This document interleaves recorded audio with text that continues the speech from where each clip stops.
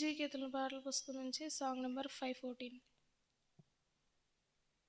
ఓ సంగమా సర్వంగమా పరలోక రాజ్య ప్రతిబింబమా మెస్సయ్యను ఎదుర్కొనగా నీతిని అలంకరించి సిద్ధపడుమా. ఓ సంగమా వినుమా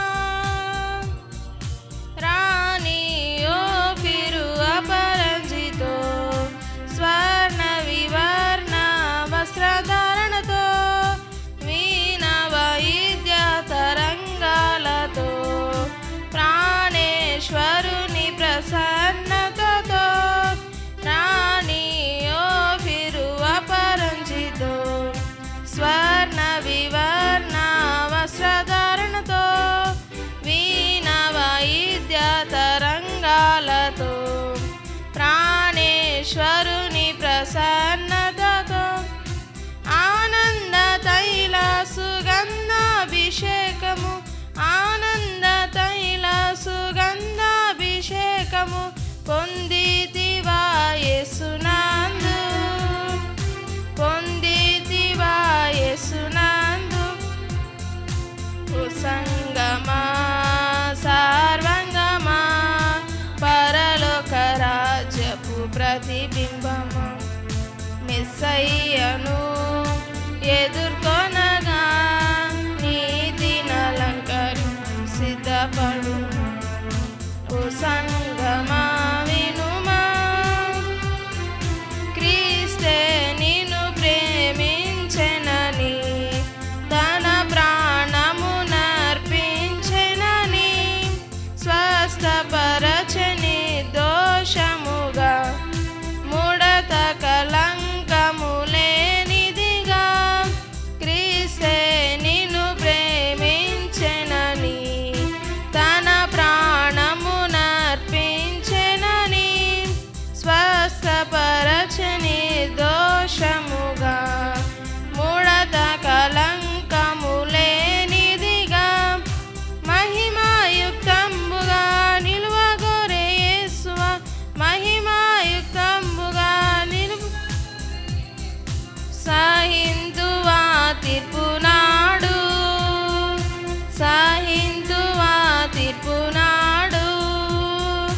ఓ సంగమా సర్వంగమా పరలోక రాజ్యపు ప్రతిబింబము మెస్సయ్యను ఎదుర్కొనగా నీతిని అలంకరించి సిద్ధపడుమా. ఓ సంగమా వినుమా చీకటిలో నుండి వెలుగునకు లోకములో నుండి వెలుపలకు శ్రీకర్త గుణాతిశయములను ప్రకటించుటకే పిలచెనని చీకటిలో నుండి వెలుగునకు లోకములో నుండి వెలుపలకు శ్రీకర్త గుణాతిశయములను ప్రకటించుటకే పిలచెనని గుర్తించుచుంటివా క్రియలను గంటివా గుర్తించుచుంటివా క్రియలను గంటివా నున్నావా సజీవముగా నున్నావా. ఓ సంగమా సర్వంగమా పరలోక రాజ్యం ప్రతిబింబము మెస్సయ్యను ఎదుర్కొనగా నీతిని అలంకరించి సిద్ధపడుమా. ఓ సంగమా వినుమా చల్లగనైనా వెచ్చగను ఉండిన నీకది మేలగును నులివెచ్చని స్థితి నీకుండిన బయటకు ఉమ్మివేయబడుదువేమో చల్లగనైనా వెచ్చగను ఉండిన నీకది మేలగును నులివెచ్చని స్థితిని బయటకు ఉమ్మివేయబడుదువేమో. నీ మనస్సు మార్చుకో, తొలి ప్రేమ కూర్చుకో. నీ మనస్సు మార్చుకో, తొలి ప్రేమ కూర్చుకో. ఆసక్తితో రక్షణ పొందుమా, ఆసక్తితో రక్షణ పొందుమా. ఓ సంగమా, సర్వంగమా, పరలోక రాజ్యపు ప్రతిబింబమా. మెస్సయ్యను ఎదుర్కొనగా నీతిని అలంకరించి సిద్ధపడుమా. ఓ సంగమా వినుమా, కడపటి బూర మ్రోగగని కనురెప్ప పాటున మారుదువా. వడిగా మేఘా సీనుడవై నడియాకాశము పోగలవా. కడపటి బూర మ్రోగగని కనురెప్ప పాటున మారుదువా. వడిగా మేఘా సీనుడవై నడియాకాశము పోగలవా. గొర్రె పిల్ల సంగమా, క్రీస్తురాజు సంగమా. గొర్రె పిల్ల సంగమా, క్రీస్తురాజు సంగమా. రారాజునెదుర్కొనగలవా, రారాజునెదుర్కొనగలవా. సంగమా, సర్వంగమా, పరలోక రాజ్యపు ప్రతిబింబము. మెస్సయ్యను ఎదుర్కొనగా నీతిని అలంకరించి సిద్ధపడుమా. ఓ సంగమా వినుమా.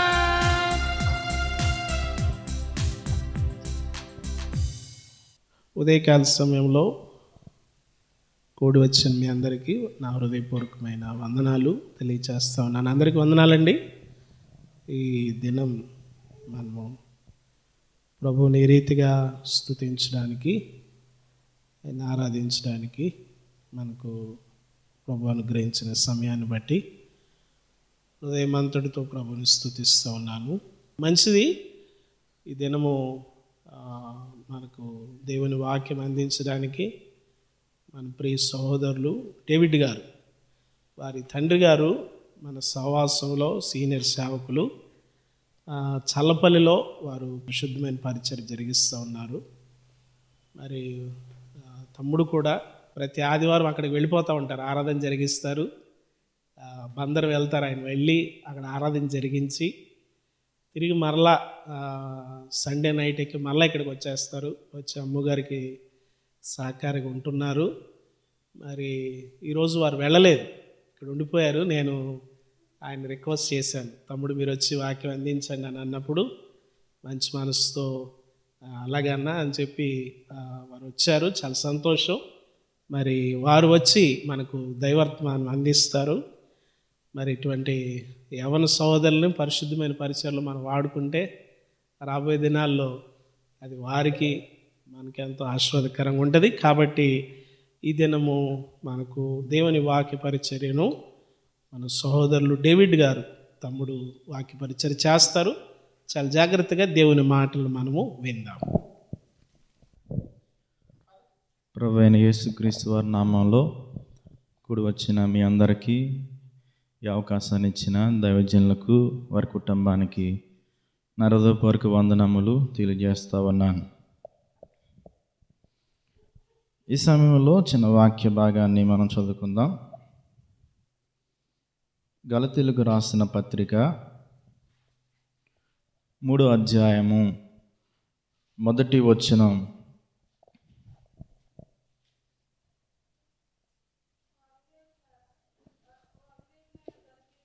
ఓ అవివేకులైన గలతీయులారా, మిమ్మును ఎవడు భ్రమపెట్టెను? సిలువ వేయబడిన వాడైనట్టుగా యేసుక్రీస్తు మీ కనుల ఎదుట ప్రదర్శింపబడును కదా. ఇది మాత్రమే మీ వలన తెలుసుకొని కోరుచున్నాను.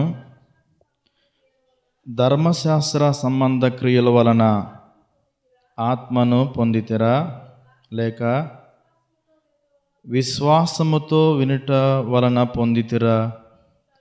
మీరు ఇంత అవివేకులైతిరా. మొదట ఆత్మానుసారముగా ఆరంభించి ఇప్పుడు శరీరానుసారముగా పరిపూర్ణులగుదురా. సరిపోదు. చిన్న ప్రార్థన చెప్పుకుందాం. మహాపరిశుద్ధుడా, ప్రేమ గల తండ్రి, నాయనా, ఈ యొక్క ఉన్నతమైన సమయాన్ని మీరు మాకు ఇచ్చినందుకు నీకు వందనాలు ప్రభువా. ఈ స్థలంలో నిలబడి నీ బిడ్డలైన వారికి నేను వాక్యం బోధించడానికి ఏమాత్రం కూడా యోగ్యుని కాను. నన్ను బలపరచండి. నా నోటి నుండి వ్యర్థమైన మాటలు రాకుండా నీ కృప నా మీద ఉంచమని యేసు పరిశుద్ధ నామమున వేడుకుంటున్నాం తండ్రి, ఆమేన్. ఇక్కడ గలతీ సంఘముతో అపోస్తలుడైన పౌలు మాట్లాడుతున్నట్టు దేవుని వాక్యంలో మనకు కనబడతా ఉంది.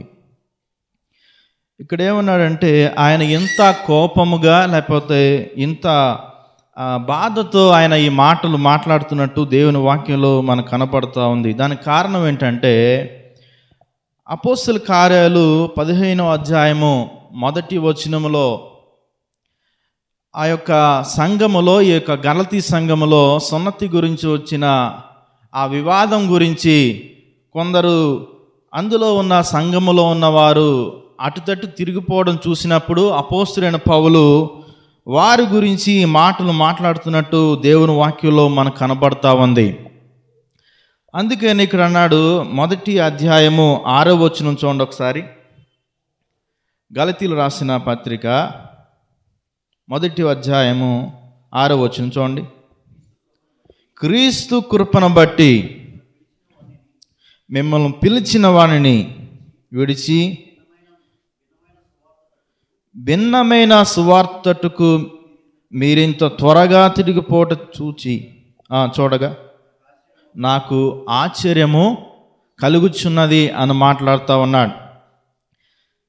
ఈ దినాల్లో యేసుక్రీస్తు ప్రభు అని నమ్ముకున్న మనము, విశ్వాసులుగా ఉంటున్న మనము, ఆ గలతీ సంఘానికి ఏ రీతిగా ఆయన మాట్లాడాడో ఈ దినాన్న ఈ వాక్యము మనకి ఏ రీతిగా ఉపయోగపడుతుందో ఈ విషయాలు మనం జ్ఞాపకం చేసుకుందాం. ఇక్కడ అన్నాడు, మొదటిగా క్రీస్తు కృపను బట్టి మిమ్మల్ని పిలిచిన వారిని విడిచి. ప్రభువైన యేసుక్రీస్తు వారు నీ కొరకు, నా కొరకు, మనందరి కొరకు ఆయన కృప ఆయన చూపించాడు. ఆ సిలువలో ఆ రక్తాన్ని కార్చకుండా ఆయన ఉన్నట్లయితే ఈ దినాన మనకు రక్షణ లేదు, ఒక నిరీక్షణ లేదు. అదే విషయాన్ని గలతీ సంఘానికి అపోస్తలుడైన పౌలు తెలియజేస్తున్నట్టు దేవుని వాక్యంలో మనకు కనబడతా ఉంది. ఒకసారి రోమా పత్రిక 6వ అధ్యాయము 23వ వచనం చూడండి.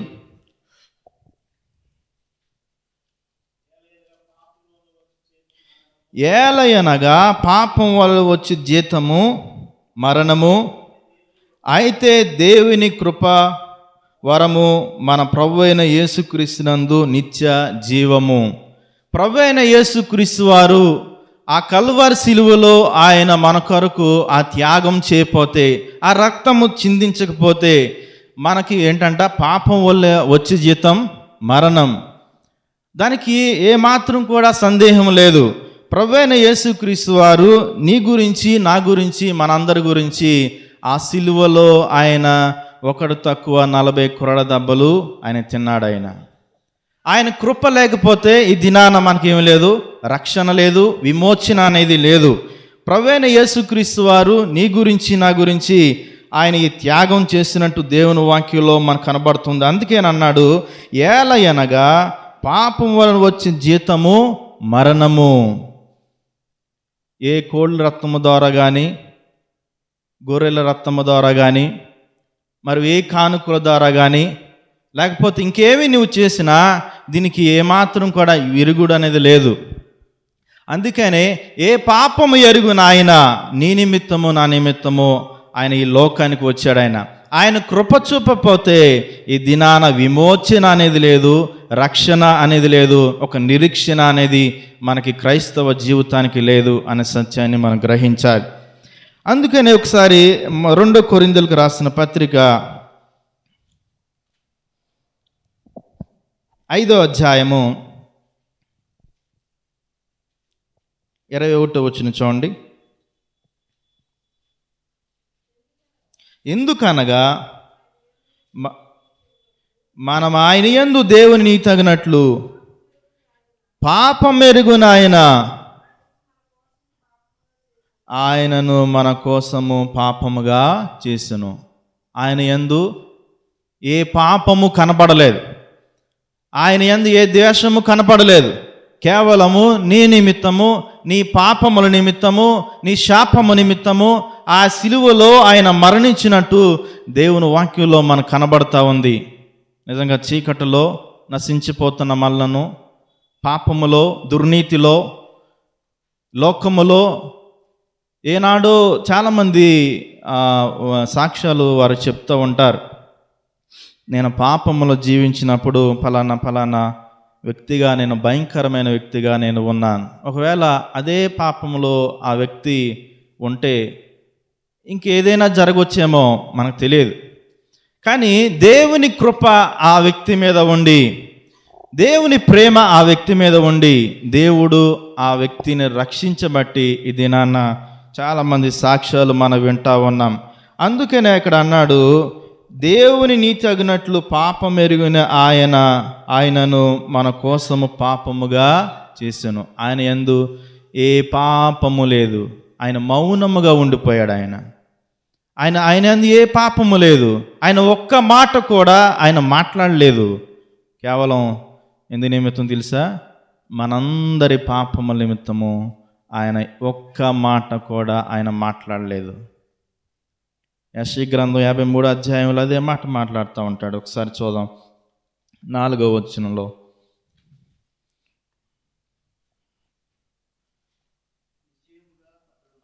నిత్యముగా అతడు మన రోగములను భరించెను, మన వ్యసనములను వహించెను, ఆయనను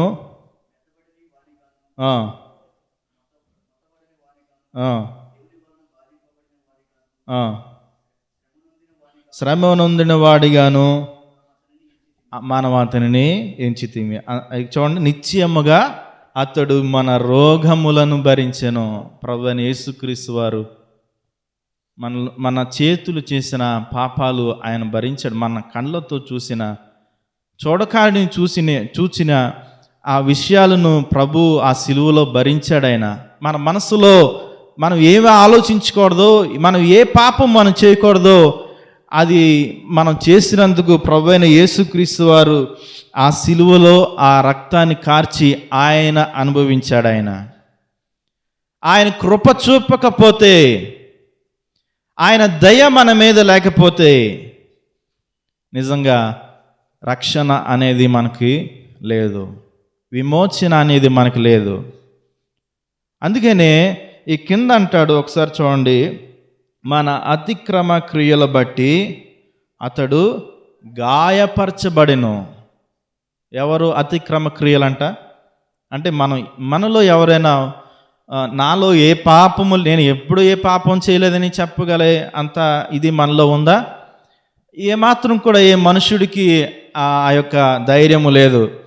దానికి కారణం ఏంటంటే మనిషి యొక్క స్వభావము అలాంటిది. పాపము లేకుండా ఏ మనుషుడు లేడు అని దేవుని వాక్యం చెబుతుంది. అందుకనే అన్నాడు, మన అతిక్రమ క్రియల బట్టి అతడు గాయపరచబడెను. వేరే ఏమీ లేదు. ఆయన సిలువలో, ఆ కల్వరి సిలువలో ఆ భూమికి ఆకాశాన్ని మధ్యన వేలాడడానికి, లేకపోతే 1 తక్కువ 40 కొరడా దెబ్బలు ఆయన తినడానికి, ఆయన తల మీద ముళ్ళకిరీటం పెట్టబడ్డానికి వేరే కారణం ఏమీ లేదు. నువ్వు నేను చేసిన ఆ యొక్క పాప దోషణ బట్టే ప్రభువైన యేసుక్రీస్తు వారు ఆ యొక్క సిలువలో, ఆయన ఆ కల్వరి సిలువలో ఆయన ప్రాణాన్ని ఇచ్చినట్టు దేవుని వాక్యంలో మనకు కనబడతా ఉంది. అక్కడ అన్నాడు, మన దోషములు బట్టి నలగొట్టబడెను, మన సమానార్థమైన శిక్ష అతని మీద పడెను, అతడు పొందిన దెబ్బల చేత మనకు స్వస్థత కలుగుచున్నది. వేరే ఏమీ లేదు. నువ్వు ఎక్కడికి పోయినా నీ పాప విమోచన లేదు. నువ్వు ఎంత సమర్పించినా, ఎన్ని బలియోగాలు చేసినా, ఎన్ని రక్తాలు నువ్వు తీసుకొచ్చి ఏమి చేసినా సరే నీకేం లేదంట, విమోచన అనేది లేదు. ప్రభు అయిన యేసుక్రీస్తు వారు నీ నిమిత్తము నా నిమిత్తము ఆ సిలువలో ఆయన గాయపరచబడినట్లు దేవుని వాక్యంలో మనకు కనబడుతుంది. మనమందరము గొర్రెల వలె త్రోవ తప్పిపోతిమి, మనలో ప్రతివాడును తనకిష్టమైన త్రోవకు తొలిగాను, యెహోవా మన యందలి దోషమును అతని మీద మోపెను. ఆయన యందు ఏ దోషము లేదు. ఆయన యందు నేరం మోపడానికి ఏమీ లేదు. కేవలం మనం చేసిన నేరాన్ని బట్టి, మనం చేసిన పాపాన్ని బట్టి ప్రభువైన యేసుక్రీస్తు వారి మీద ఆ యొక్క సిలువ పడినట్టు దేవుని వాక్యంలో మనకు కనబడుతుంది. అందుకని ఆ సంఘం గురించి, ఆ గలతీ సంఘం గురించి ఆయన మాట్లాడుతూ ఉన్నాడు. గలతీ సంఘం గురించి ఆయన స్పష్టంగా మాట్లాడుతూ ఉంది ఏంటంటే, యేసుక్రీస్తు కృప, క్రీస్తు కృపను బట్టి మిమ్మల్ని పిలిచిన వారిని విడిచి భిన్నమైన సువార్తల తట్టు మీరింత త్వరగా తిరిగిపోవట చూడగా నాకు ఆశ్చర్యం కలుగుచున్నది అని మాట్లాడుతూ ఉన్నాడు. నిజంగానే ప్రభువైన యేసుక్రీస్తు వారు మనల్ని రక్షించిన తర్వాత ఒక సంఘములో, సహవాసములో మనల్ని ఉంచిన తర్వాత కొన్నిసార్లు దేవుని కృప నుండి మనం తొలగిపోతూ ఉంటాం. ఆయన మనం వెలపెట్టి కొన్నాడు అనే సత్యాన్ని మనం మరచిపోయి మనకిష్టమైన త్రోవలకు మనం తొలగిపోతూ ఉంటాం. ఆయన ఎంత త్యాగము చేశాడో ఆ సత్యాన్ని మనం మర్చిపోతాం. మొదట అదే మాట అన్నాడు కదా ఇక్కడ, మొదట ఆత్మానుసారముగా ప్రారంభించి 3వ అధ్యాయము 3వ వచనం చూడండి. మీరింత అవేకులైతిరా, మొదట ఆత్మానుసారముగా ఆరంభించి ఇప్పుడు శరీరానుసారముగా పరిపూర్ణులు అగుదురా. మొదట రక్షించబడిన మొదటలో ఆత్మ పూర్ణులై వాక్యమందు, పాటల యందు, ప్రార్థన యందు విశ్వాసులైన వారు బాగానే ఉంటారు. కొన్ని దినాలు అయిపోయిన తర్వాత ఆత్మ అనుసారం లేదు, ఏమీ లేదు అన్నట్టు ఆ టయానికి, ఏ టయానికి వస్తారో వారికి తెలీదు. ఏ టయానికి వారు ప్రార్థన చేయాలా, లేకపోతే వాక్యం నేను వినాలి అనే ఆ యొక్క ఆత్మీయ మంట కూడా వాళ్ళు కనబడదు. ఆ సంఘాన్ని ఉద్దేశించి, గలతీ సంఘాన్ని ఉద్దేశించి పౌలు గారు మాట్లాడుతూ ఉన్నాడు. కానీ నేటి దినాల్లో మనకి ఏ రకంగా ఈ వాక్యము ఉపయోగపడుతుందనే విషయాన్ని మనం గ్రహించాలి. అందుకని అన్నాడు, మొదట ఆత్మానుసారముగా మీరు ఆరంభించారు. చాలామంది విశ్వాసులు ఈ దినాల్లో మనం చూస్తే మొదట ఆత్మానుసారంగానే చాలామంది ఆరంభించి మధ్యలో వారు ఏమవుతూ ఉంటారంటే దారి తప్పిపోతూ ఉంటారు. దేవుడు ప్రభువైన యేసుక్రీస్తు వారు ఆయన నన్ను వెలపెట్టి కొన్నాడనే విషయాన్ని వారు గ్రహించకుండా లోకానుసారముగా వారు ప్రవర్తిస్తూ ఉంటారు. అదే విషయాన్ని ఈ గలతీ సంఘంతో కూడా అపోస్తలుడైన పౌలు మాట్లాడుతూ ఉన్నాడు. ఇందులో 2వ మాట ఏంటంటే, మిమ్మల్ని పిలిచిన వారిని విడిచి ప్రభువైన యేసుక్రీస్తు వారు ఎందుకు మనల్ని పిలిచాడు, ఎందుకైనా ఆయన మనల్ని పిలిచాడు ఆయన. ఒకసారి మనం చూద్దాం. రోమాపత్రిక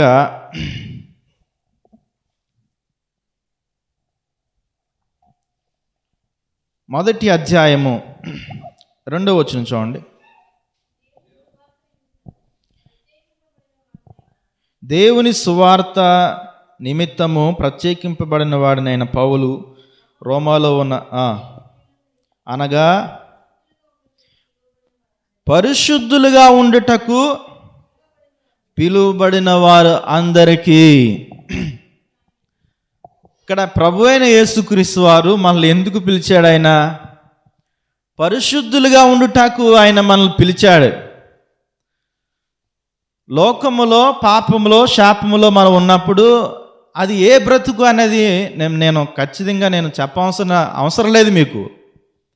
కానీ ప్రభు మనం పిలిచిన తర్వాత ఆయన మొదటిగా ఆయన కోరుకుంటుంది ఏంటంటే పరిశుద్ధముగా ఉండటం అనేది ఆయన కోరుకుంటా ఉన్నాడు. అందుకని అపోస్తలుడైన పౌలు కూడా ఈ మాటలు మాట్లాడుతున్నాడు. ఎవరికి? ప్రియులందరికీ, అనగా పరిశుద్ధులుగా నుండుటకు పిలువబడిన వారందరికీ శుభమని చెప్పి ఆయన మాట్లాడుతూ ఉన్నాడు. మన పరిశుద్ధత లేకుండా ప్రభువుకి దగ్గరగా ఉండటం అనేది అసాధ్యమైన విషయం అనే సత్యాన్ని మనం గ్రహించాలి. విశ్వాసిగా నువ్వు చాలా సంవత్సరాలు అయి ఉండొచ్చు మందిరానికి వచ్చి. మీ కుటుంబం ఎప్పటి నుంచో ప్రభువులో ఉండవచ్చు.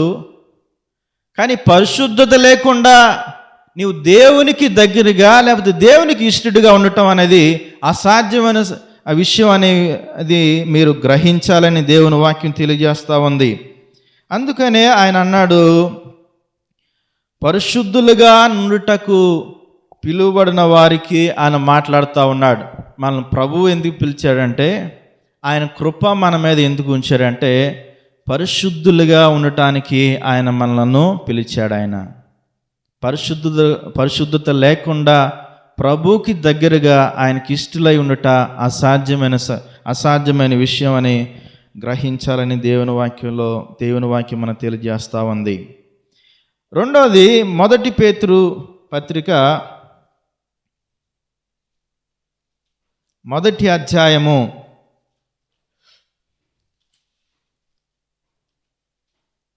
14వ వచనం. నేను పరిశుద్ధునై ఉన్నాను గనుక మీరును పరిశుద్ధులై ఉండుడని రాయబడి ఉన్నది కాగా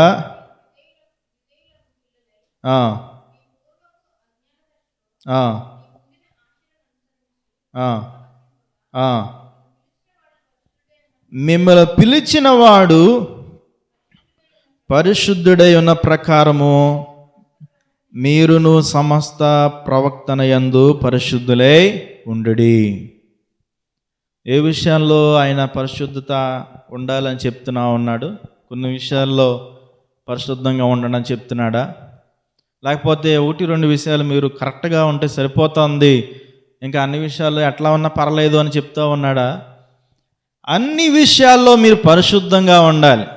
ఒకవేళ మందిరంలోకి వస్తేనే కాదు, నువ్వు బైక్ మీద వెళ్తేనే కాదు, ఆఫీసులో ఉంటేనే కాదు, ఇంకా నువ్వు ఎక్కడున్నా సరే పరిశుద్ధత నువ్వు కనపరచాలి. పరిశుద్ధత లేకుండా దేవునికి ఇష్టలే ఉండటం అసాధ్యమైనది. ఆ విషయాన్ని బైబిల్ వాక్యము చాలా స్పష్టంగా మనకి తెలియజేస్తూ ఉంది. పరిశుద్ధత లేకుండా దేవునికి ఇష్టలై ఉండుట అసాధ్యమైన విషయము. అందుకనే ఈయన మాట్లాడుతూ ఉన్నాడు, మీరును సమస్త ప్రవర్తన యందు పరిశుద్ధులై ఉండుడి. ప్రతి విషయంలోనూ పరిశుద్ధత అనేది మనలో ఉండాలి. కొన్ని విషయాల్లో మనం పరిశుద్ధత కనపరిచి, మరి కొన్ని విషయాల్లో పరిశుద్ధి లేకుండా మనం ఉండడానికి ఏమాత్రం కూడా వీలు లేదు. ప్రభువు నిన్ను పిలిచింది అందుకే. ఇతరులకు నువ్వు మాదిరిగా కనబడాలి, నీలో పరిశుద్ధత కనబడాలి. ఇతను దేవుని బిడ్డ అనే విషయాన్ని బయట వారు గమనించాలి. నువ్వు జాబ్కి వెళ్తూ ఉంటావు, జాబ్కి వెళ్ళినప్పుడు కూడా, లేకపోతే ఇంకేదో పని చేస్తూ ఉంటావు, ఎప్పుడైనా సరే మన మాటల ద్వారా, మన ప్రవక్తన ద్వారా పరిశుద్ధత అనేది కనపరచాలి. హెబ్రీయులకు రాసిన పత్రిక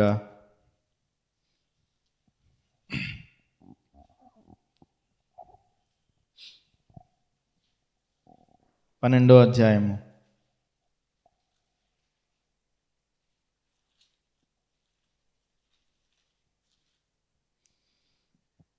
14వ వచనం చూడండి.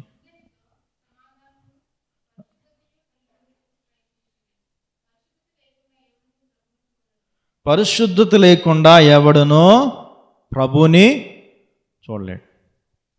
ఇందులో ఏమాత్రం సందేహం లేదు. నేను వాక్యం బాగానే వింటానండి, పాటలు నేను బాగా పాడతానండి, ప్రార్థన నేను బాగా చేస్తానండి, నాకు అన్నీ వచ్చు, అందరు సేవకుల గురించి నాకు తెలుసండి, అన్ని సంఘాల గురించి తెలుసు, అంతా నేను తిరిగేశానండి అని చెప్పినా ఏమాత్రం ఉపయోగం లేదు. అక్కడ అన్నాడు, పరిశుద్ధత లేకుండా ఎవడును ప్రభువుని చూడడు. అసలు అసాధ్యమైన విషయం. బగ్గుమని కాలిపోతావు ఇంకా ప్రభువుని చూడాలనుకుంటే. పరిశుద్ధత లేకుండా ఏమాత్రం కూడా ప్రభువు ముందు నువ్వు నిలబడలేవు. అందుకనే ఆయన చాలా స్పష్టంగా మాట్లాడుతూ ఉన్నాడు, పరిశుద్ధత లేకుండా ఎవడును ప్రభువుని చూడలేడు. మంచి విశ్వాసవే కానీ నీలో పరిశుద్ధి లేకపోతే ఏమాత్రం కూడా ఉపయోగం లేదు. ఇన్ని సంవత్సరాలు నీవు నిరీక్షణతో చూసిన ఆయన కొరకు, ఆయన పక్కన నువ్వు ఉండాలని, ఆ పరలోక రాజ్యంలో నువ్వు ఉండాలని ఆశపడ్డావు చూడు. ఆ ఆశ నెరవేరాలంటే నీలో పరిశుద్ధత కావాలి. పరిశుద్ధత లేకుండా నేను ప్రభువుని చూస్తాను అనుకుంటే అది మన అవివేకమే అవుతుంది. అది ఏమాత్రం కూడా సాధ్యమయ్యే పని కాదు. ఆ కిందకి మనం వస్తే ఆయన ప్రభు మనల్ని ఎందుకు పిలిచాడు అనే విషయాన్ని మనం చూద్దాం. పేతురు రాసిన మొదటి పత్రిక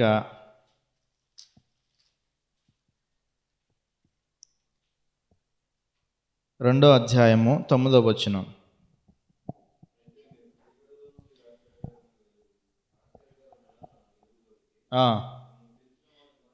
మిమ్మల్ని పిలిచిన వాని గుణాతిశయములను ప్రచురం చేయ నిమిత్తము ఏర్పరచబడిన వంశము, రాజులైన యాజక సమూహమును, పరిశుద్ధ జనమును, దేవుని సొత్తైన ప్రజలై ఉన్నారు. ప్రభు మనల్ని ఎందుకు పిలిచాడో రెండో ఒక విషయాన్ని మనం గమనించినట్లయితే, ఆయన గుణాతిశయములను ప్రచురం చేయడానికి ఆయన మనల్ని పిలిచాడు. చాలామంది విశ్వాసులు వాక్యం విని ప్రార్థనకు వచ్చి ఆదివారం నాడు వాక్యం విని ఇంక వెళ్ళిపోవడమే. వాళ్ళకి దేవుని యందు ఏమాత్రం ఆసక్తి కనపరచరు, సంఘము యందు ఏమాత్రం ఆసక్తి కనపరచరు. బయటికి వెళ్తే అసలు నేను ఎవరో అన్న విషయాన్ని కూడా వారు మర్చిపోతారు.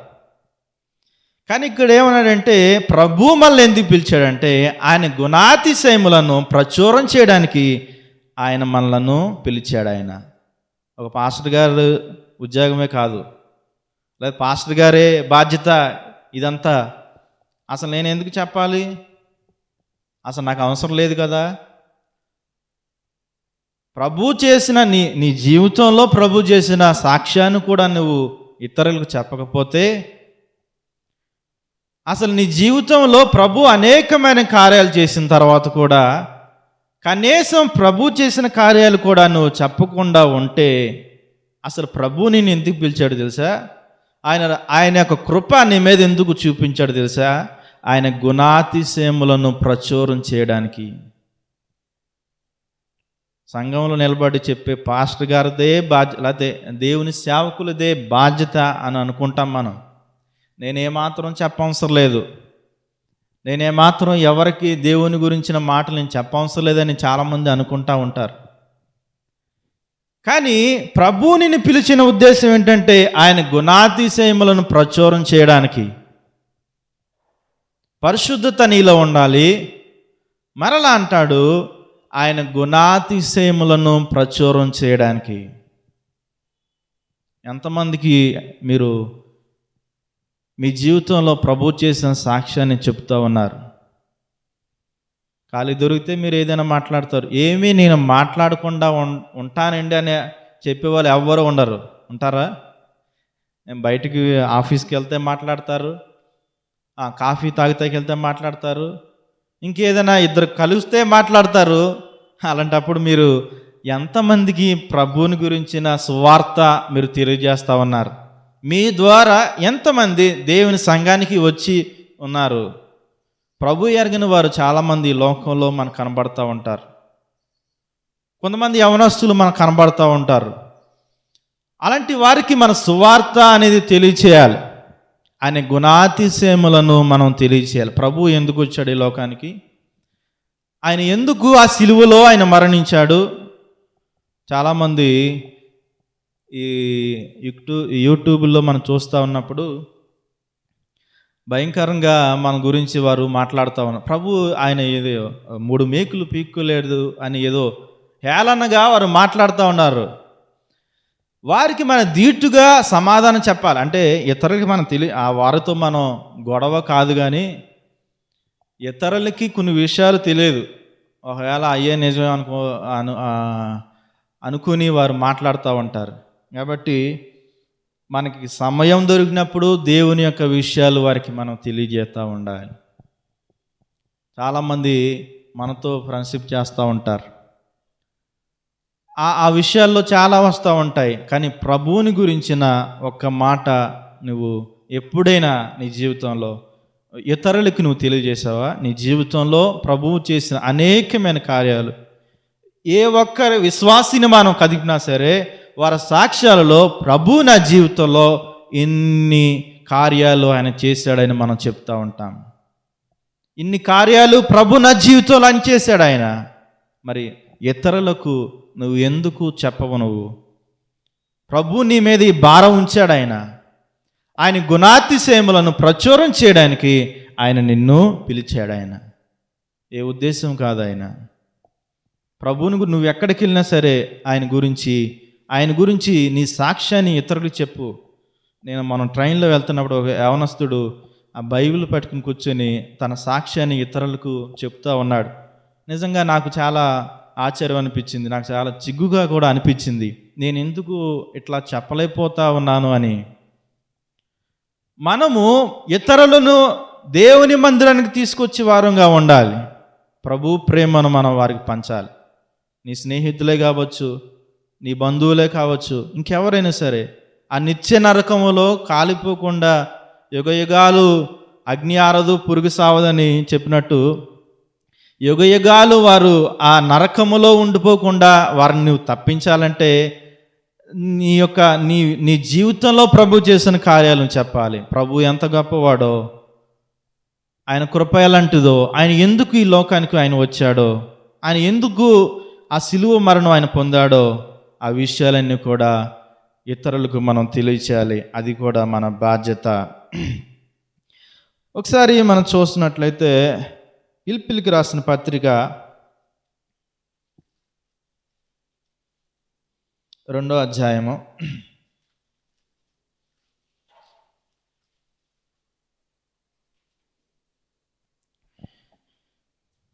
14వ వచనం చూడండి ఒకసారి.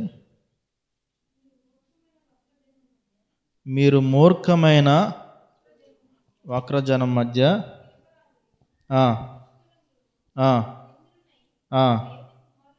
దేవుని కుమారులు అగినట్లు సమస్త కార్యములను చేయుడి. అటు జనం మధ్యను మీరు జీవవాక్యమును చేత పట్టుకొని లోకమందు జ్యోతుల వలె కనబడుచూ ఉన్నారు. దేవుని వాక్యాన్ని మనం ఎప్పుడైతే ఇతరులకు మనం తెలియజేస్తూ ఉంటామో మన ద్వారా ఇతరులు వెలిగించబడతా ఉంటారు.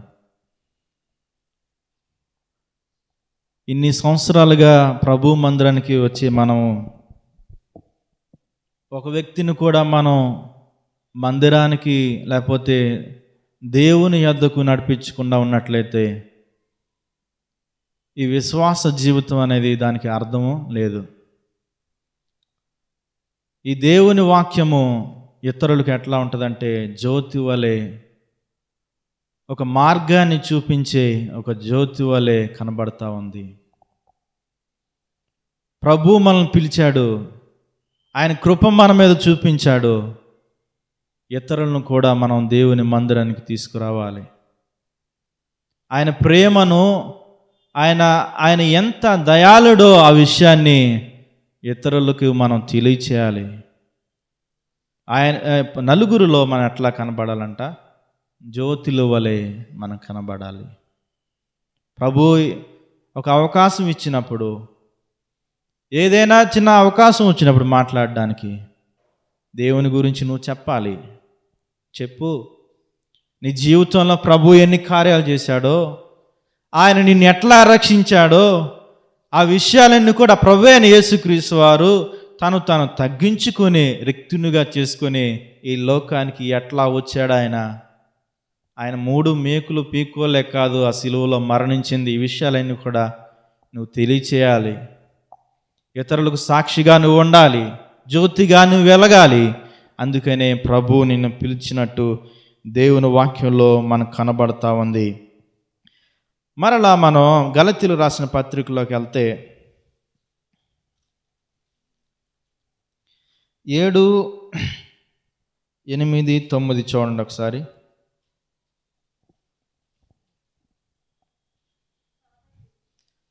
7 వచనం. అది మరి యొక్క సువార్త కాదు కానీ, అక్కడి నుంచి చదవండి. 1 అధ్యాయము 7, 8. అది మరి యొక్క సువార్త కాదు కానీ, క్రీస్తు సువార్తను చెరపగోరి మిమ్మల్ని కలవరపరచువారు కొందరు ఉన్నారు. మేము మీకు ప్రకటించిన సువార్త కాక మరి యొక్క సువార్తను మేమైనను పరలోకము నుండి వచ్చిన ప్రకటించిన ఎడల శాపగ్రస్తుడగును. 9 కూడా చదవండి. మేము ఇదివరకు చెప్పిన ప్రకారము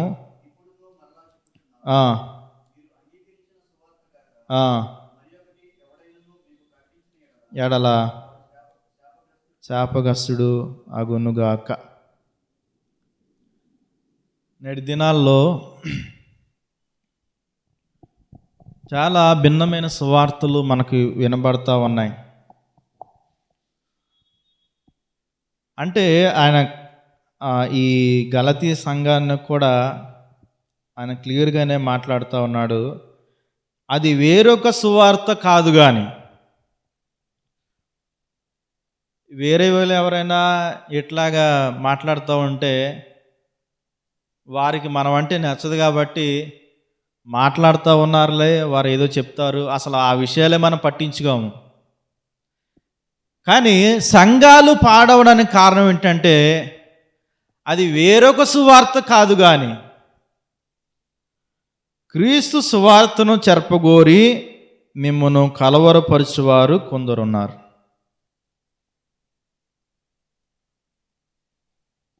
ఈ మధ్యన నేను ఒక చోట మా ఊర్లో చంద్రపల్లి అన్న ఊర్లో నిలబడితే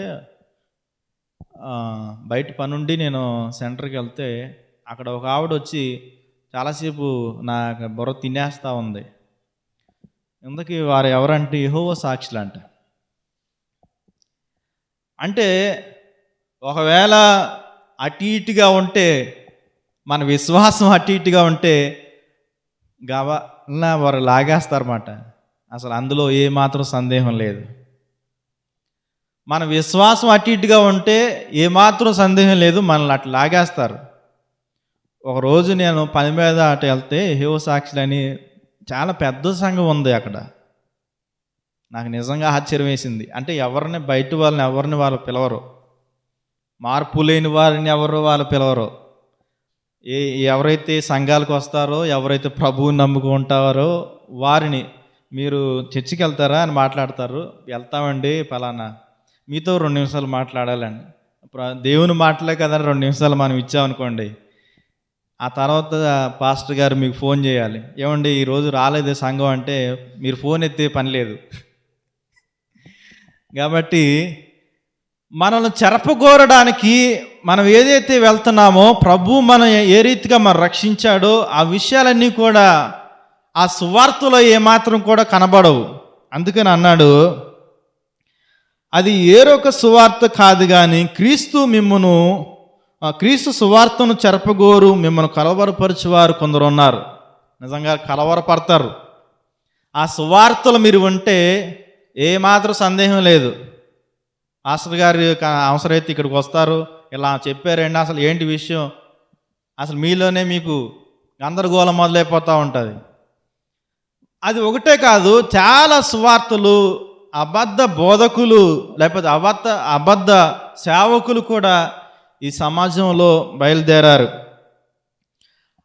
ఈ సమాజంలో బయలుదేరటమే కాదు, సేవకులు బయలుదేరటమే కాదు, సంఘములో ఉన్న విశ్వాసులు కూడా సంఘాలు మారడానికి ఎక్కువ ఆసక్తి చూపుతూ ఉన్నారు. ఇది మాత్రం కూడా మంచి విషయం కాదని దేవుని యొక్క వాక్యం మనకు తెలియజేస్తూ ఉంది. 2 తిమోతికి రాసిన పత్రిక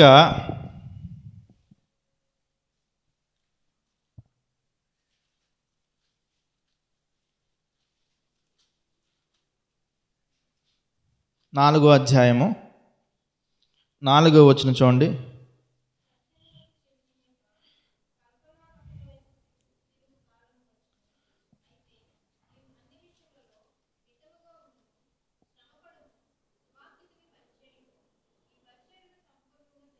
జరిగించను. ఇక్కడ అన్నాడు, సత్యమునకు చెవియక కల్పన కథల వైపు తిరుగు కాలము వచ్చును.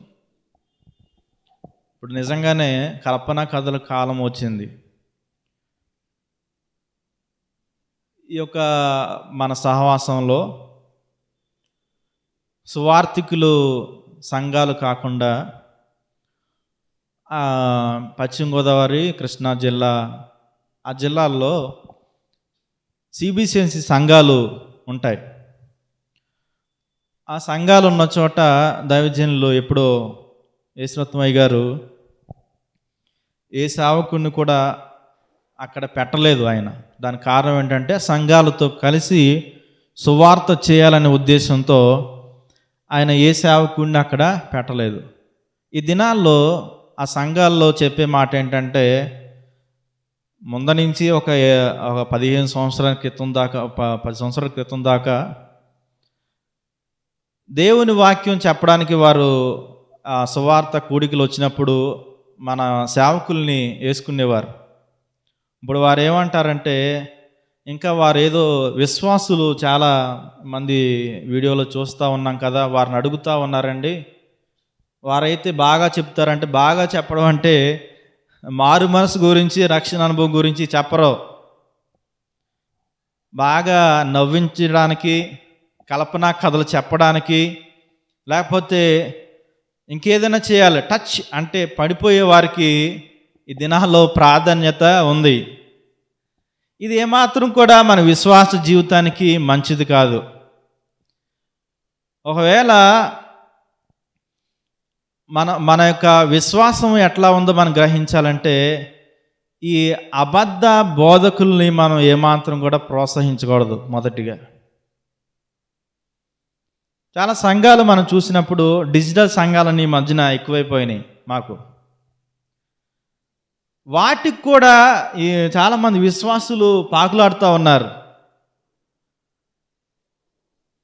ఒకవేళ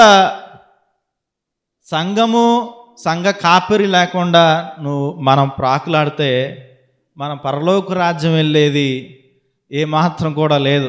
మధ్యలో ఆగిపోతాం. మధ్యలో ఆగిపోయేది లేదు. అగ్ని ఆరదు, పురుగు సావదు. బాగానే మీరు రక్షించబడి మొదట ఆత్మానుసారంగా వచ్చి ఆ తర్వాత శరీరానుసారంగా అయిపోయారంట. ఆ రీతిగా మనం జీవితాలు అయిపోతాయి. బాగా పెద్ద సేవకుడు కాదండి, సూట్ వేసుకొచ్చాడు, బూట్ వేసుకొచ్చాడు అని మనం వెళ్ళామనుకోండి, చాలామంది వెళ్ళిపోతూ ఉన్నారు సంఘాలు విడిచిపెట్టి. వారి పరిస్థితి ఏంటో నాకు అర్థం కావట్లే. ఒకసారి ఇక్కడ చూసినట్లయితే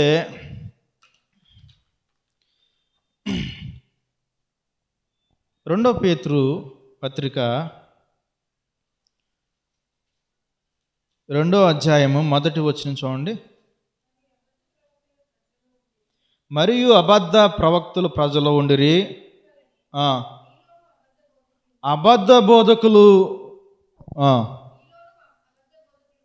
అబద్ధ బోధకులు ఉందరు.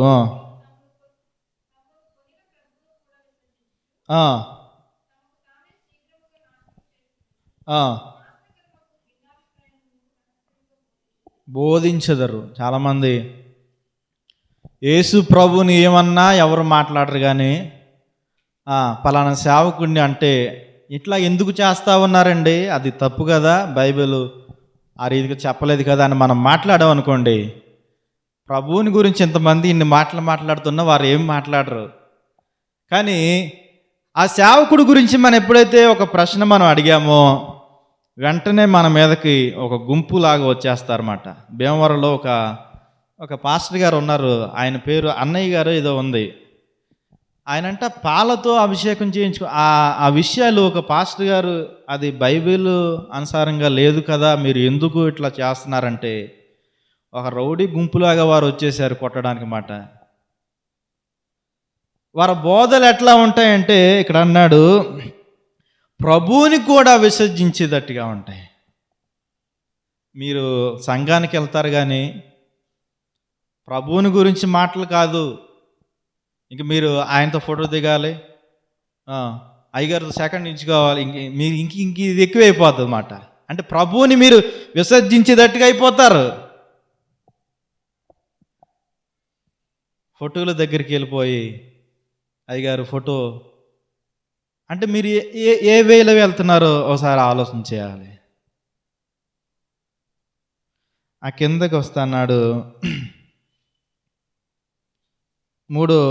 మూడో వచనం చూడండి. చెప్పుచు మీ వలన లాభము సంపాదించుకుందరు. ఇప్పుడు బాగా సంపాదించేవారు, పెద్ద పెద్ద సంఘాలు ఉన్నవారు చేసే పని ఇదే.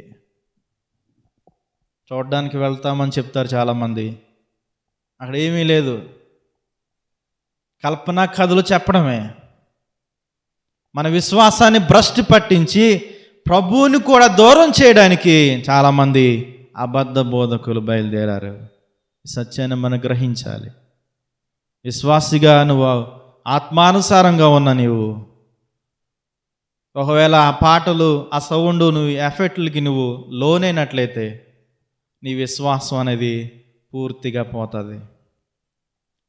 ఇంకా నువ్వు విశ్వాసంలో, నేను బాగా విశ్వాసంలో ఉన్నాను అనుకుంటావు, ఒకవేళ ఏ దేవుని సేవకుడు వచ్చి చెప్పినా నీకు అర్థం కాదు. నిజంగానే చాలామంది బయట సంఘాలు చూస్తూ ఉంటే ఈ సౌండ్ ఎఫెక్ట్లకి వారు అలవాటు పడిపోయి ఇంకా ఊగిపోతూ ఉన్నారన్నమాట. జనాలు ఎదరు నుంచుని ఊగిపోతూ ఉన్నారు, భయంకరంగా ఊగిపోతూ ఉన్నారు. అది దేవునికి ఏమాత్రం కూడా ఇష్టం లేదు. ఒక దినం వస్తుంది, ఆ ప్రభువు వస్తాడు, నువ్వు ఎక్కడున్నావు నువ్వు అక్కడే ఉండిపోతావు. ఎందుకంటే నీలో ఆత్మానుసారమైన పరిశుద్ధత నీలో లేదు. ఈ లోకంలో ఉండే సౌండులకి, లేకపోతే పాస్టర్ గారు కల్పనా కథలు బాగా నవ్వించేస్తాడండి బాబా, ఆయన నవ్వించితే నీకు పరిశుద్ధత వస్తుందా, ఆత్మానుసారంగా నువ్వు ఉన్నావా అని చెప్పేవారు చాలామంది కనపడతా ఉన్నారు. ఈ లోకంలోనే నువ్వు ఉండిపోతావు, ప్రభువుతో నువ్వు వెళ్ళవు, ఆ నిత్య రాజ్యంలో నువ్వు ఉండవు. దానికి కారణం ఏంటంటే ఈ లోకానుసారముగా ఈ విషయాలన్నీ కూడా నువ్వు విడిచిపెట్టాలి. మత్తయి సువార్త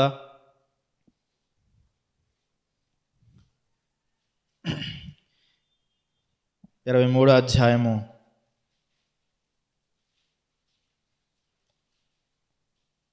13, 14, 15 చదవండి ఒకసారి. అయ్యో పరిశీలారా,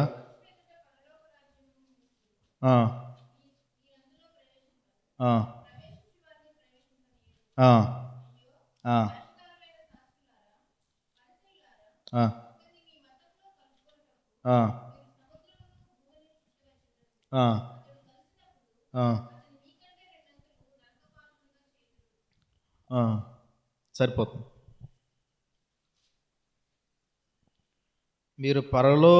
మీరు మనుషుల ఎదుట పరలోక రాజ్యమును ముయుదురు, మీరు అందులో ప్రవేశించరు, ప్రవేశించి వారిని ప్రవేశించరు. ఇదే జరుగుతుంది. రేపొద్దున పరలోక రాజ్యం వెళ్ళేవారు ఎంతమందో మనం చెప్పలేం. వారు వెళ్ళరంట, వెళ్ళేవారిని కూడా వెళ్ళనివ్వరు. నిజంగా దేవుని వాక్యం ఉన్నది ఉన్నట్లు బోధించే సంఘాల్లో ఉన్న విశ్వాసులు తక్కువ మందే. కల్పనా కథలు, లేకపోతే అసలు కచ్చీబులు అంటారు, ఇంకో కొబ్బరి నూనె డబ్బాలు అంటారు, వీటికి అలవాటు పడ్డవారు, లేకపోతే వీటి వెనకాల తిరిగేవారు ఎక్కువ మంది అయిపోయారు. నిజంగా నేను ఈ యొక్క యూట్యూబ్ షార్ట్స్ ఓపెన్ చేస్తే ఈ మధ్యన చాలామంది పెళ్లి కాని కుర్రోళ్ళు కూడా ఈ అంగీ లాంటిది వేసి టచ్ అని మొదలెట్టేశారు. చాలా దారుణం మాట.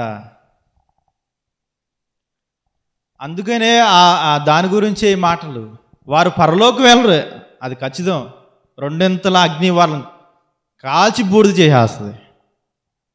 వారితో కూడా వారిని వెంబడించే వారు కూడా వెళ్ళరు, వెళ్ళనివ్వరంట. అది అసలు విషయం. మా అయ్యగారు బాగా టచ్ అంటే పడిపోతున్నారు కాబట్టి నేను ముందే వెళ్ళిపోతాను పరలోక రాజ్యం అనుకుంటే సరిపోదు. ఇక్కడ అందుకని అన్నాడు, 15వ వచనం చూడండి ఒకసారి.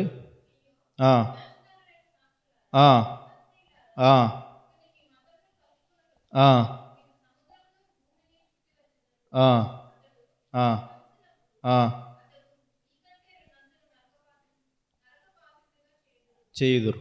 అది మనల్ని ఒక సంఘంలో కలుపుకోవడానికి మామూలు యాతన పడరాళ్ళు చాలా మంచిగా చెప్తారు. అయ్యా మీ గురించి ప్రార్థన చేస్తూ ఉన్నాం, చాలాసేపు మీ గురించి మాట్లాడుకుంటా ఉన్నాం, మీరు ఇంత మంచివారా అంత మంచివారు. ఇంకా సంఘంలో వెళ్ళిన తర్వాత ఏం జరుగుతుందో మనం చాలా మంది దగ్గర మనం వింటా ఉన్నాం.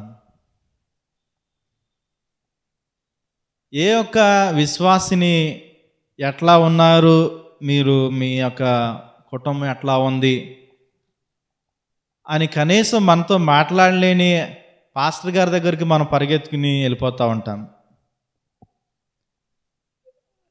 ప్రభువు మనల్ని ఏ సంఘంలో ఆయన చేర్చాడో, ఏ సహవాసంలో ప్రభు మనం చేర్చాడో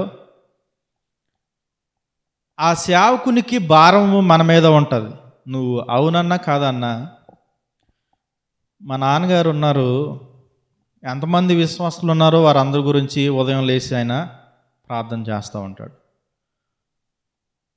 ఒక దేవుని సేవకుడు ఉన్నారు, ఆయన పొద్దున్నే లేచి ఆయన ప్రార్థన మీ అందరి గురించి ఆయన ప్రార్థన చేస్తూ ఉంటాడు. మీ బిడ్డల గురించి ఆయన ప్రార్థన చేస్తూ ఉంటాడు. అంటే ఆయన ప్రార్థన చేస్తూ ఉన్నాడు లేకపోతే అని కాదు, కానీ అది ఆయన బాధ్యత. నువ్వు ఇంకో ఏ సంఘానికి వెళ్ళినా సరే, ఏ పెద్ద సంఘానికి వెళ్ళినా సరే, నిన్ను పట్టించుకునే ఇది ఎవరి దగ్గర లేదు. కనీసం వారు మీరు ఇటు రావద్దండి, మీరు ఇక్కడ కూర్చోకూడదు, మీరు అటు వెళ్ళి కూర్చోండి అని చెప్తారు. నువ్వు ఇక్కడ నుంచోకూడదు, నువ్వు అటు వెళ్ళి నుంచో అని చెప్తారు. అంటే వారి కిందే 100 మంది ఉంటారు, వాళ్ళని నాకు లెక్క పెట్టుకోవడానికి సమయం సరిపోదు వారికి.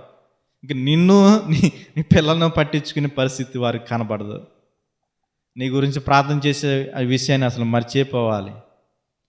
అంటే బాగా కనబడాలి అని అనుకుంటే మనం అటు ఎగబడాలి అంతే.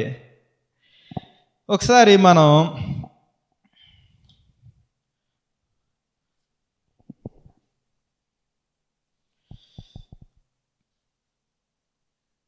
గలతీయులకు రాసిన పత్రిక 9వ అధ్యాయము మొదటి వచనం, 9వ అధ్యాయం చూడండి. మొదటి అధ్యాయము 9వ వచనం.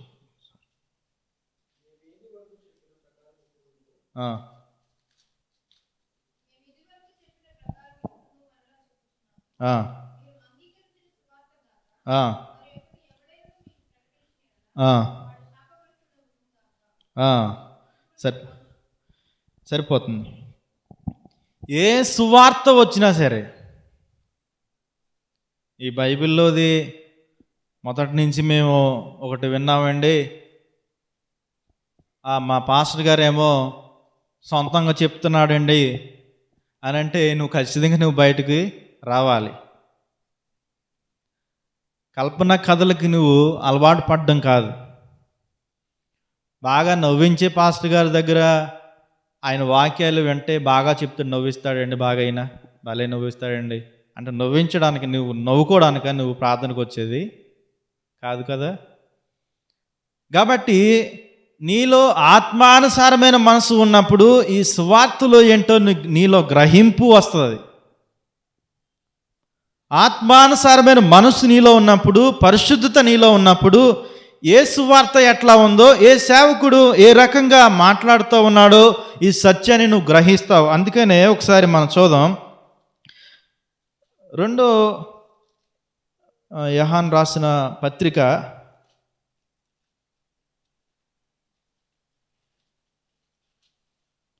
2వ పత్రిక 10వ వచనం చూడండి.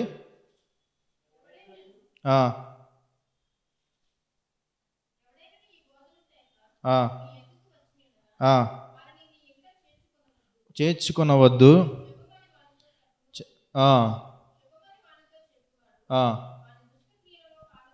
పాలివాడు అగును. చాలామంది ప్రభువుని నమ్ముకున్నాము, దేవుని సేవకులు అని చెప్పి మన విశ్వాసాన్ని పాడు చేయడానికి చాలామంది దేవుని సేవకులు అని చెప్పి బయలుదేరుతూ ఉన్నారు. వారు ఏం చేస్తూ ఉన్నారంటే మనకున్న విశ్వాసాన్ని పోగొట్టి, మనకున్న పరిశుద్ధతను పోగొట్టి, వారి యొక్క సంఘములో లేకపోతే దుర్బోధల యందు లక్ష్య పెట్టాలనే ఉద్దేశంతో వారు చాలామంది ఈ దినాల్లో మనకు కనబడతా ఉన్నారు.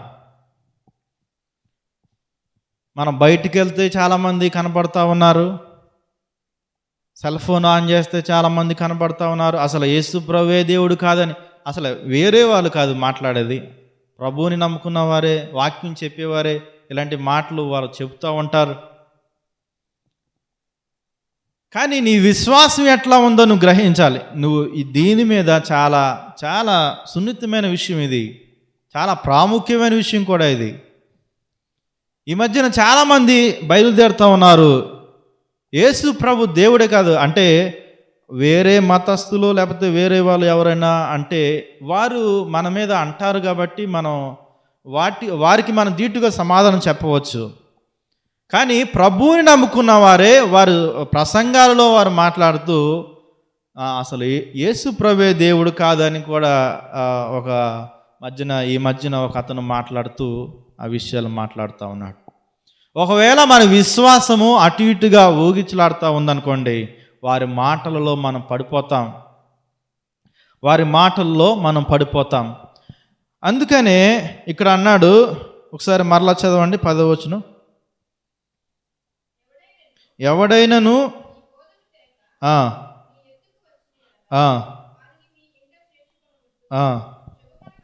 చెప్పవద్దు అని చాలా క్లియర్గా ఆయన మాట్లాడు. ఒకసారి ముగింపులోకి వచ్చేది ఒకసారి చూడండి. గలతీయులకు రాసిన పత్రిక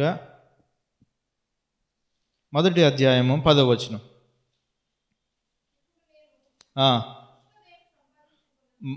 మనుష్యుల దయను సంపాదించుకుని చూచున్నానా, దేవుని దయను సంపాదించుకుని చూచున్నానా, దేవుని దయను సంపాదించుకునిచున్నానా. నేను మనుష్యులను సంతోషపెట్టగోరుచున్నానా,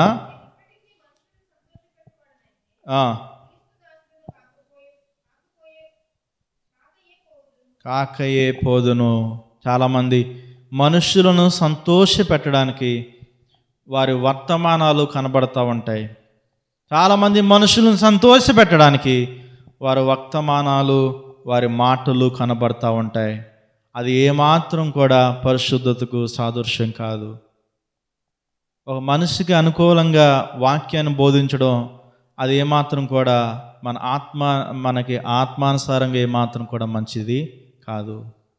ఆ విషయాలు, చాలా విషయాలు మనం ఈరోజు నేర్చుకున్నాం. అందుకనే ఆ పైన కూడా అన్నాడు, మొదటి వచనంలో అన్నాడు, మనుషుల మూలంగానైనను ఏ మనుషుల మూలంగానైనను కాక యేసుక్రీస్తు వలను ఆయన మృతుల నుండి లేపిన తండ్రి అయిన దేవుని వలను అపోస్తులుగా నియమింపబడిన పౌలని నేను అని మాట్లాడుతూ ఉన్నాడు. ఎవరి మూలముగా పౌలు గారు ఈ మాటలు మాట్లాడుతున్నారంటే, ప్రభువైన యేసుక్రీస్తు వారు ఆయన మూలముగా ఆయన ఈ మాటలు అన్నీ మాట్లాడుతూ ఉన్నాయి. ఈ సత్యాన్ని మనం గ్రహించాలి. నీ దేవుని సేవకుడు తన యొక్క సాక్ష్యం ఎలాంటిదో నువ్వు తెలుసుకోవాలి. చాలామంది సంఘాలు మారడానికి ఇష్టపడుతున్నారు. ఇది ఏమాత్రం కూడా మంచిది కాదు. నష్టపోతాం మనం. మన ఆత్మానుసారంగా మనం ఏమాత్రం మనం ఉండలేం. ప్రభువు నియమించాడా?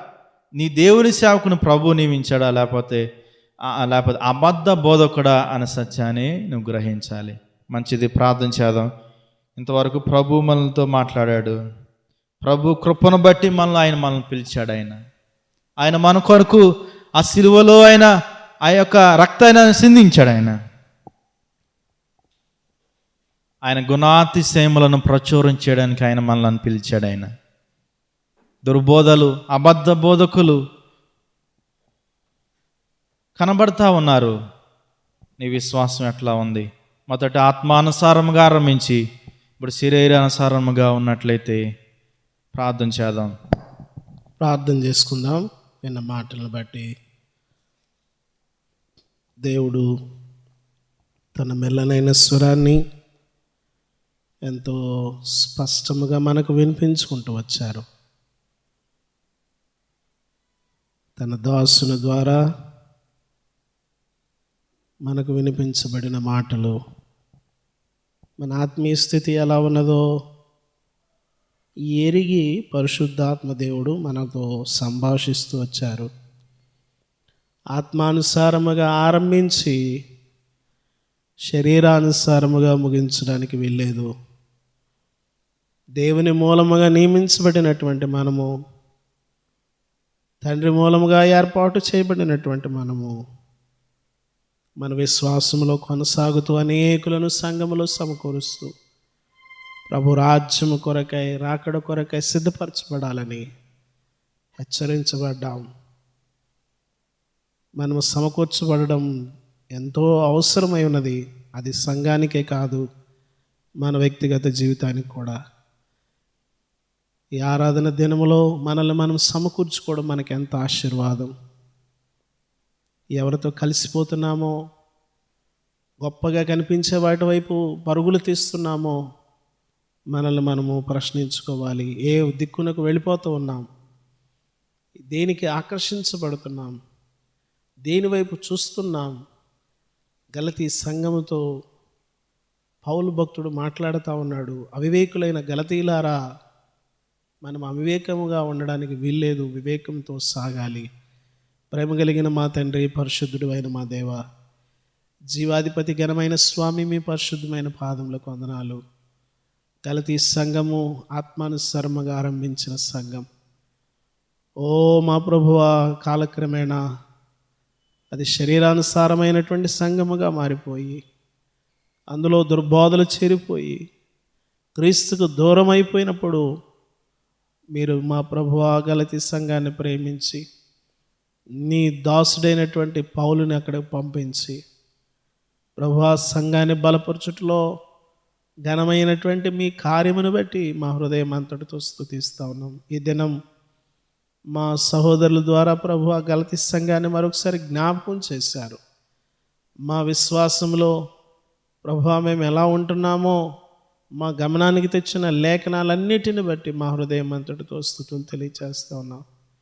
ఆత్మానుసారముగా ఆరంభించబడినటువంటి ఈ ప్రయాణము ప్రభువా మీరు వచ్చే వరకు ప్రభువా మా తనిదిగో స్థిరపరచబడి మీ కొరకు ముందుకు సాగిపోవడానికి సహాయం చేయండి. వాక్యం అందించినటువంటి మా సహోదరులను మీరు బలపరచండి.